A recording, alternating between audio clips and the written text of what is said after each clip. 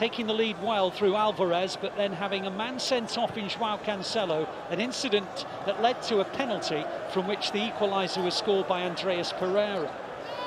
1-1, but since they went down to 10, City have still been dominant. The ball has now been thumped forward. Rodri judges it well. De Bruyne now nips it through, and that's a really poor challenge. And is it the same player? No, it's not. I thought it was Andreas Pereira. It wasn't, but it's a yellow card. So really poor challenge on De Bruyne, and I think Harrison Reed is doing what a lot of players do and staying on the ground as if he's the man who was felled rather than De Bruyne, and he will get booked when he gets to his feet. But it wasn't a great challenge. In fact, it was a very agricultural challenge. Knee to knee it was. Yeah, I think it's a yellow card, yep. Ali, but I'm not sure whether he might not have opened up his groin a bit there, or whether he's, as you suggest, playing the game. It was always going to be a yellow card, but I don't think he's too hurt. He might just have stretched his groin a little touch on the impact. Well, there are two Fulham players now on yellows, Harrison Reed and Andreas Pereira. But unfortunately, there's one City player on a red card, and that is Joao Cancelo, who's now in the dressing room, having to watch on the screen. Free kick to the Blues. Midway, well, just level with the edge of the centre circle, actually. And they've played it short to Bernardo Silva. And on it goes to Gundogan. Gundogan stepping forward. Out wide it goes. There's a first-time cross that comes in. Ake holds it up. Grealish's shot deflects out for a corner. City still keeping Fulham hemmed in, Andy. Great awareness. They move the ball quickly. Great awareness from Ake, and the ball's got played back just to feather it into here. Pull back from Alvarez, and he just cushions the ball off to Grealish, and they can sometimes go anyway, but it doesn't seem to be working at the minute for Jack. Corner's come in, and it goes out for another corner on the other side. It'll be about our seventh corner of the game. You know, we've dominated possession apart from that one crucial moment. Absolutely. City corner. We're in 3 minutes of stoppage time at the end of a very eventful first half. De Bruyne with a corner. Outswinging ball, headed away, only as far as Bernardo Silva. Everybody's still in there. Bernardo Silva pops in the cross, and the header goes in, and it's a brilliant save by Bernd Leno. And he's bowled it out to Willian, and Fulham are on the counter here. And there's danger for City with Carlos Vinicius, but the ball is won back by Gundogan. And Bernardo Silva pops it through to De Bruyne. De Bruyne now holds the ball back, slows it up. Bernardo Silva saying to the referee, was there a tug on the shirt in the penalty area? That's what he's just signalled to the referee. I'm listening to VAR, but I can't hear them making any checks, so I don't think that's going to happen. The ball comes it back to Bernardo Silva in the centre circle. On it goes to Gundogan. Gundogan back to Bernardo Silva again inside the centre circle. It was a terrific burst of energy in the area, and it was saved by Bernd Leno. City with Akanji. Out wide it goes to Grealish. Grealish still inside the Fulham half. Bernardo Silva's got it. Darting forward, Bernardo Silva slips it through towards Ake. Reed wins it back, goes to Diop. Diop lays it off to Tete. Tete's given it straight to Bernardo Silva, and there's another foul. And this time it's Harry Wilson, and surely he'll go in the book as well. And it'll be another midfield. Well, no, the referee has carded Bernardo Silva for protesting. We didn't see. I think there was something after the foul that maybe wasn't quite clear. He was obviously aggrieved at the challenge again, the foul, but I think his reaction might just have got him a yellow card. Well, Bernardo Silva's saying to the assistant, there was a pull on my shirt earlier. Why didn't you see it? I don't think Wilson got carded in amidst all of that, even though it wasn't a great challenge. I think it was only Bernardo Silva for the protest that went into the book. So we're in stoppage time. De Bruyne takes the free kick, and the header's over by Akanji, and it stays at 1-1. And the half-time whistle goes, and there's a chorus of boos, and De Bruyne is leading Bernardo Silva away from the referee Darren England and saying, just get away, calm down. And this is going to be a very dramatic second half, there's no doubt about it. Julian Alvarez gave City the lead. City were all over Fulham, but even though they were one up and even though they were creating chances, Fulham suddenly burst forward. Harry Wilson was one-on-one with Joao Cancelo. Joao Cancelo tried to win the ball with a shoulder charge. The referee said it was too heavy and gave a penalty and sent off Joao Cancelo. Andreas Pereira equalised from the spot. And at half-time, it's City 1, Fulham 1, but it's going to be a very entertaining second period.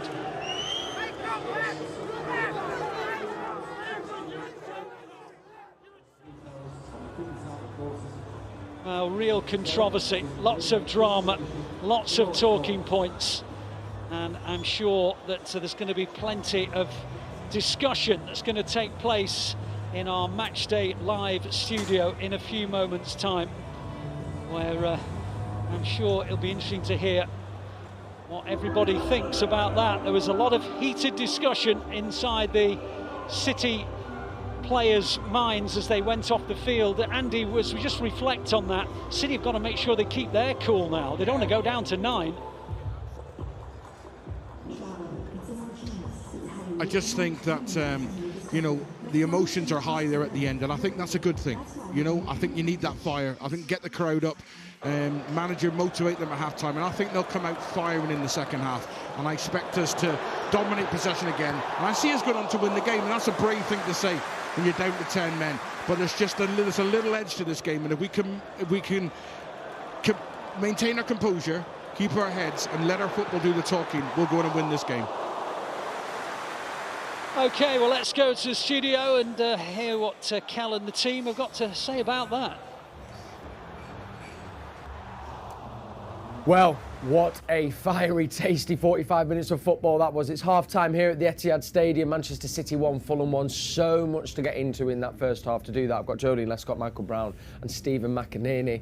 Joleon, it was 45 minutes that had a bit of everything. Yeah, I thought it was going to be comfortable, like I said before the game, especially after the goal. But the way that they were going to get forward, counter-attacking style, bit of space, balls in behind, they did that, and a rash decision from Joao Cancelo. We'll get to the sending off in a second. A good reaction though from the team, having gone down to 10 men, Michael. It's so tough, and I don't see any other side do what City do when they've got 10 men. Still dominate possession, be brave enough actually just to drop Rodri in, you know, alongside Ake, etc. It's very, very difficult to do that. But controlling possession, creating chances, it's getting a little bit tense out there. There's a few little niggles, people are getting frustrated, but still being a real good first half of football from City's point of view. But obviously it's an uphill task when you've only got 10. Stephen, let's begin then with the first kind of main action, which was kind of City starting the half strong, and that man who we were speaking about before, Julian Alvarez, with a brilliantly taken goal. That feels like a long time ago now, doesn't it? It's been such a crazy half of football that feels like a blur, but it was a wonderful finish. It was, once again, as you were saying before, like watching Sergio Aguero, the way he went through and goal in the channel, blasted it past the keeper before you had a chance to react to it. Impudent and brilliant, absolutely fantastic and deserved as well. I think City started really well with controlling the ball, players were up for it, the movement was nice, and yeah, the quality of the finish. I'm just happy with his quality play, and I think he's been good even since then as well. Yeah. Before we get to the penalty, there was the player that scored the penalty, Pereira, got booked quite early on in the first half for a tackle down the back of what was Rodri's Achilles. Michael, is there another game which that possibly, I'm just asking, possibly a red? Listen, I think we can look at every challenges, we can break him up, and we can start saying VAR did obviously a check on it. They deemed that it wasn't. I think I'm always trying to keep people on the pitch wherever I possibly can, do you know, on different circumstances. So I think you can look and say, yeah, right, is it a bad tackle? Yeah, for sure.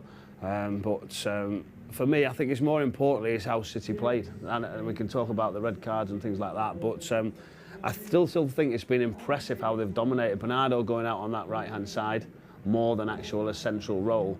Jack Grealish, can he get a bit further up top end of the pitch? He's going to have to be wide in possession now. But it's going to be interesting. Yeah, I mean, and we could see as well, it was the tensions were just picking up in that half. What kind of really sparked it, obviously, was the Cancelo sending off. So, I mean, you talk us through it. I mean, sending off for you, Joleon? Yeah, when you say it like that, you sound like it was a mean, malicious tackle. No, it's a foul. He's last man. He's got a goal-scoring opportunity, so you kind of say he has to be sent off. But would you expect to be sent off as a centre-back for that? If I fouled him, not the actual incident itself, but the scenario is he's fouled him and he's through on goal. So what other outcome can you ask for? Well, when I hear that though, then is that? I mean, you know, we know how brilliant Cancelo has been, but is that a bad judgment from him? Oh yeah, and I think that's his other side of his game so strong.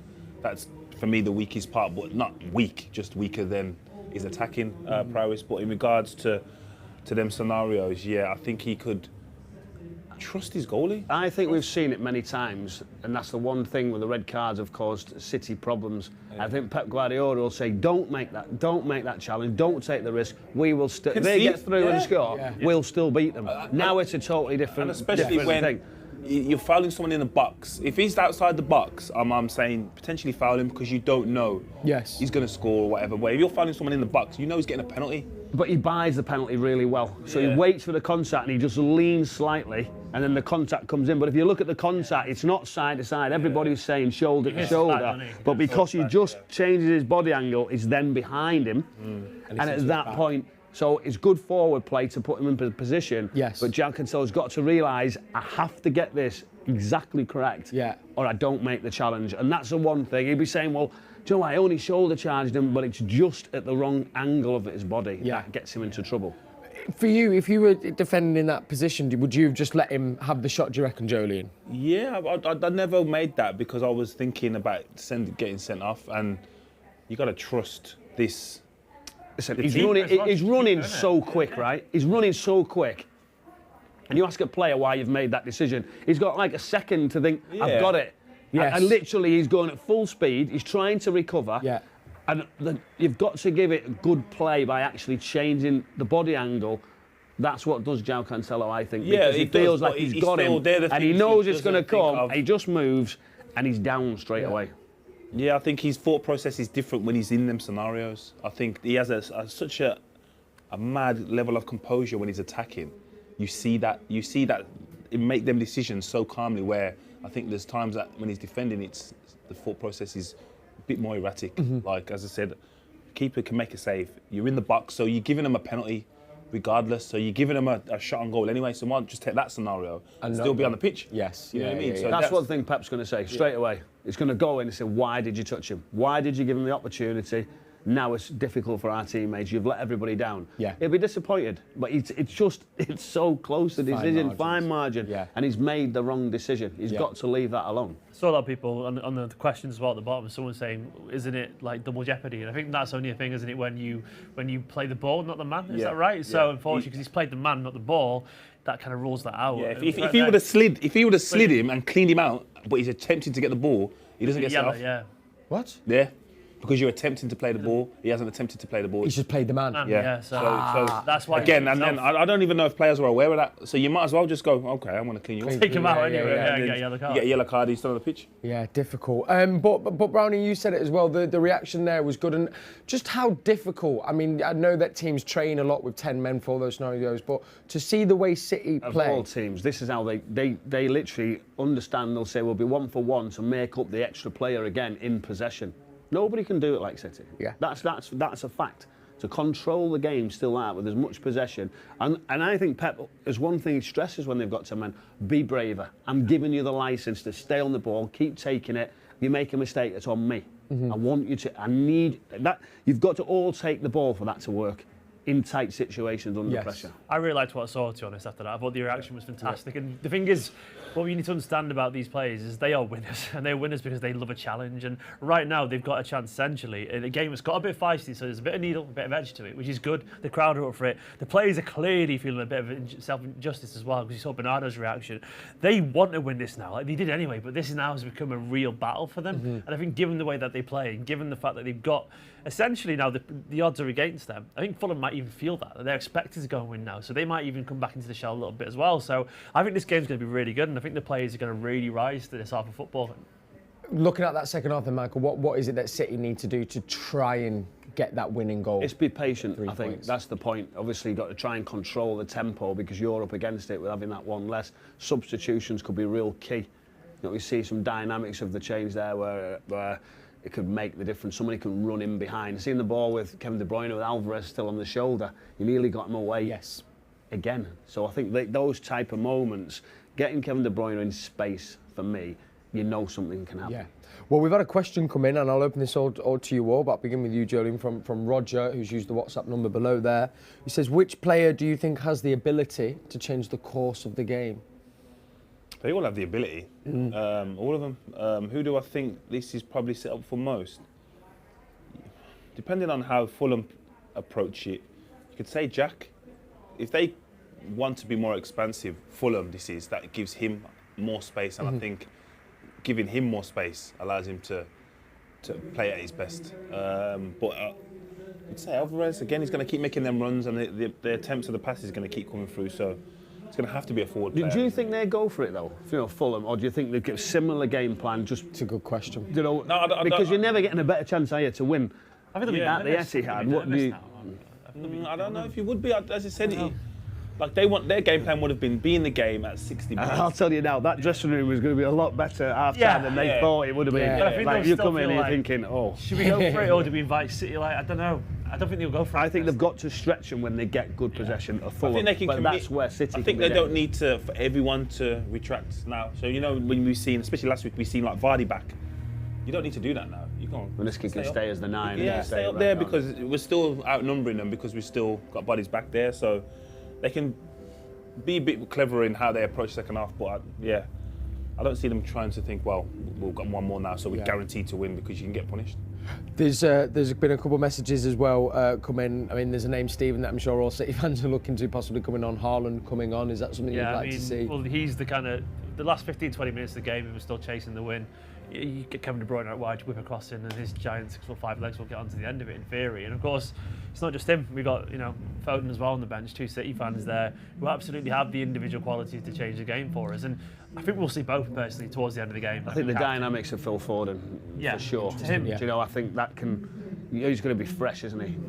Good legs, and he can do different things in good positions, running behind if needed, and I think that'll be one. The sense of goal he's got as well. I think, I think with these players, they're going to be coming out confident they can win the game. Oh yeah, that's the difference. Yeah. And I don't. Other clubs, I really keep saying this. Other clubs are thinking, right, we don't lose this game today. Yeah.